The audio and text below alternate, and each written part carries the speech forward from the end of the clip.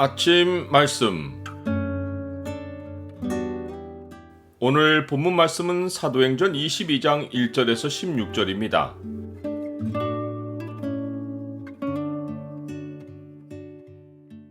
주님을 인격으로 만나면 자기 의가 무너진다.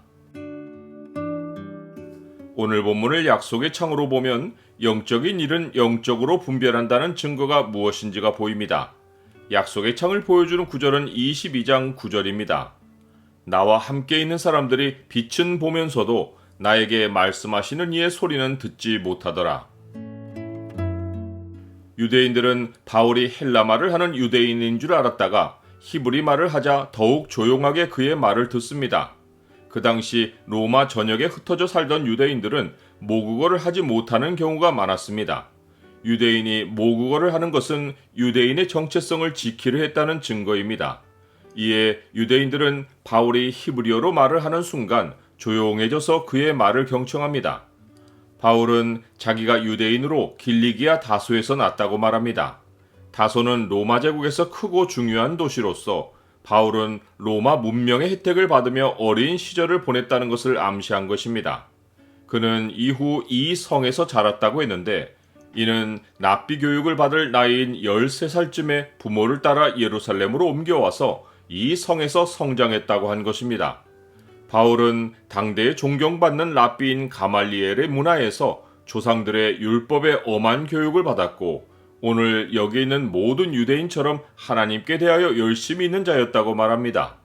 그는 자기가 어느 정도로 하나님께 대하여 열심히 있었는지의 증거로서 이 돌을 어떻게 박해했는지를 증언합니다. 바울은 이 돌을 박해하여 사람을 죽이기까지 하고 남녀를 결박하여 옥에 넘겼습니다. 그는 스데반이 순교할 때 수동적으로 지켜보던 정도가 아니라 매우 적극적으로 그리스도인들을 핍박하는 일에 가담하여 사람을 죽이기까지 한 것입니다. 바울은 살기가 등등해서 대제사장과 모든 장로에게서 다메섹에 가는 공문을 받아가지고 그곳에 있는 자들을 결박해 오려고 했습니다. 이 사울을 멈추게 할 사람은 아무도 없었습니다. 그런데 이때 주님이 바울을 만나셨습니다.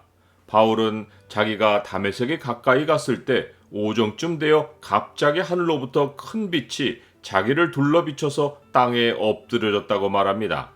그때 소리가 들렸고 사울아 사울아 네가 왜 나를 박해하느냐 라는 주님의 음성이 있었습니다.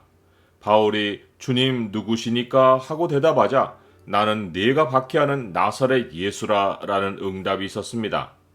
바울은 자기와 함께 있는 사람들은 빛은 보면서도 자기에게 말씀하시는 소리는 듣지 못했다고 말합니다.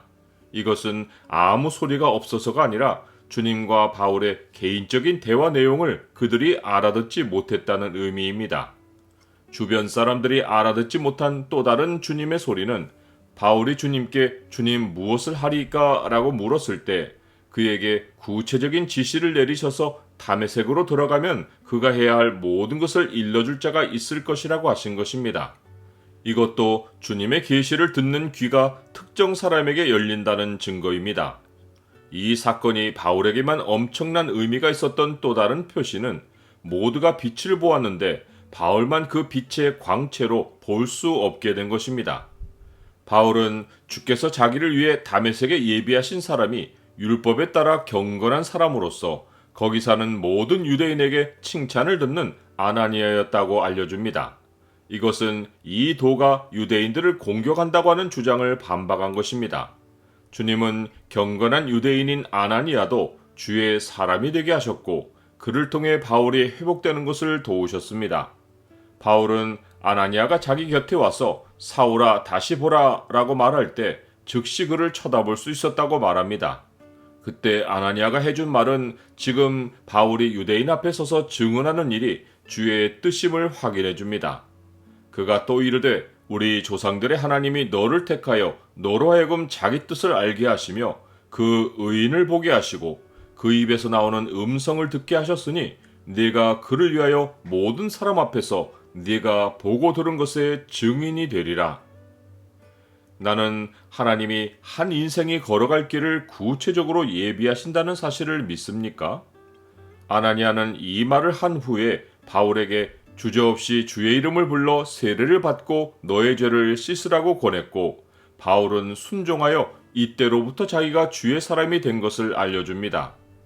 주님은 그토록 자기 의의가 강했던 바울을 한 번의 인격적인 만남으로 굴복시키셨고, 진정한 의인이신 주님을 직접 보게 하심으로써 사람이 의의를 이루는 것이 아니라 의인은 주님께 있고 주를 믿는 데 있다는 사실을 알려주신 것입니다. 바울은 자신의 이야기를 통해 자기 말을 듣는 모든 유대인에게 하나님을 위한 열심으로써 자기 의의를 이루려 하지 말고 자신이 본 그 의인을 주목하라고 도전한 것입니다. 그런즉 우리가 무슨 말을 하리요? 의를 따르지 아니한 이방인들이 의를 얻었으니 곧 믿음에서 난 의요. 의의 법을 따라간 이스라엘은 율법에 이르지 못하였으니 어찌 그러하냐? 이는 그들이 믿음을 의지하지 않고 행위를 의지함이라. 부딪힐 돌에 부딪혔느니라.